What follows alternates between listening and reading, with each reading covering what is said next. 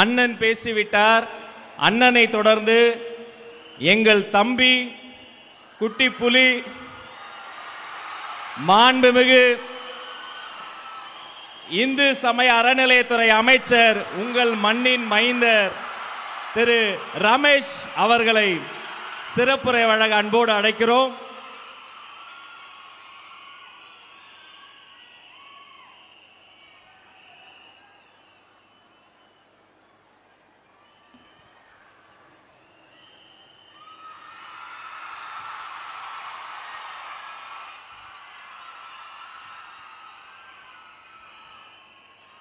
அன்னை தமிழிற்கு முதல் வணக்கம்.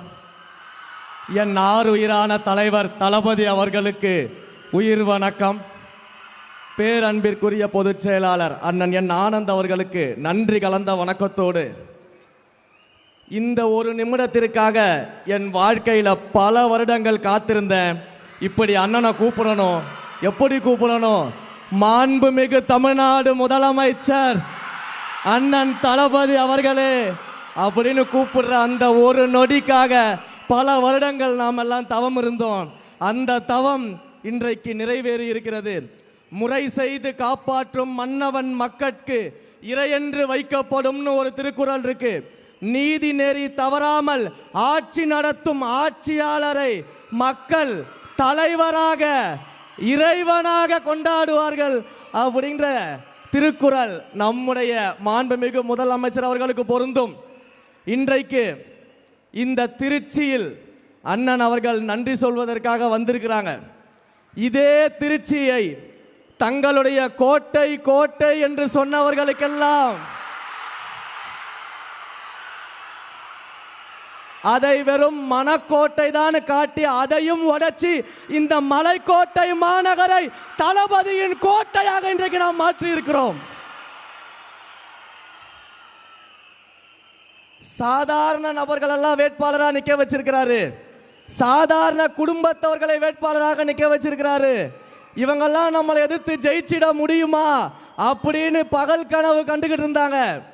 ஏன், சாதாரண குடும்பத்திலிருந்து வந்த என்ன ஸ்ரீரங்கம் சட்டமன்ற தொகுதியின் வேட்பாளராக அறிவிச்சாரு.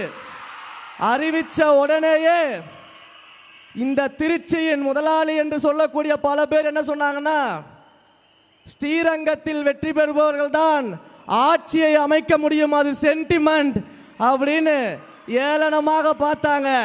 ஆனா இந்த சாமானியனை ஸ்ரீரங்கத்தில் வெற்றி பெற வைத்து ஆட்சியில் முதலமைச்சராக அமர்ந்திருக்கக்கூடிய ஒரு மாபெரும் தலைவர் நம்முடைய தலைவர் அவர்கள் மட்டும்தான். உங்களை போல இந்த இடத்துல இருக்கக்கூடிய பல பேரை இந்த இடத்துக்கு கொண்டு வருவதற்கான வரலாற்றிலேயே ஒரு தலைவர் இருக்கிறார் என்றால் அது நம்முடைய தலைவர் அவர்கள் மட்டும்தான். வேற எந்த தலைவராலும் அது முடியாது. பல்வேறு மேடைகளில் அண்ணன் முன்னாடியும் சொல்லியிருக்கிறேன், பிரச்சாரங்களின் போது பல்வேறு மேடைகள்லையும் பேசியிருக்கிறேன். அந்த ஒன்றை மட்டும் நினைவுபடுத்திடுறேன். பல இடங்களில் சொன்ன, சின்ன பசங்கன்னு ஏளனமா பார்க்காதீங்க. இந்த சின்ன பசங்க என்ன செய்வாங்கன்னு காட்டுவோன்னு பல மேடைகளில் நான் பேசியிருக்கிறேன், அண்ணன் முன்னாடியும் பேசியிருக்கிறேன். இப்ப அதே மாதிரி பார்க்கிறவங்களுக்கு இன்னொன்னு சொல்லிட்டு ஒரு உறுதிமொழியை சொல்லிட்டு நான் கிளம்பிடுறேன். எழுதி வச்சுக்கோங்க, இந்த சின்ன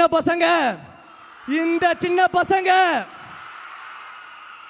வருங்காலத்தில் எதிர்கட்சியே இல்லாத சட்டமன்றத்தில் எங்கள் அண்ணனை முதலமைச்சராக அமர வைப்போம். இது வருங்காலத்தின் வரலாறாக மாறும். மாண்புமிகு முதலமைச்சர் அவர்களுக்கு என்னுடைய நெஞ்சார்ந்த நன்றியை தெரிவிச்சுக்கிறேன்.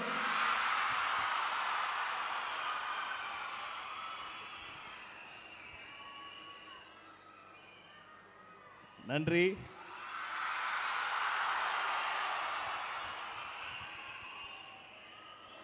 பிளே ஸ்டோர் மற்றும் ஆப் ஸ்டோரில் இருந்து பாலிமர் செயலியை QR கோடு மூலம் பதிவிறக்கம் செய்யுங்கள். செய்திகளை உடனுக்குடன் பெறுங்கள்.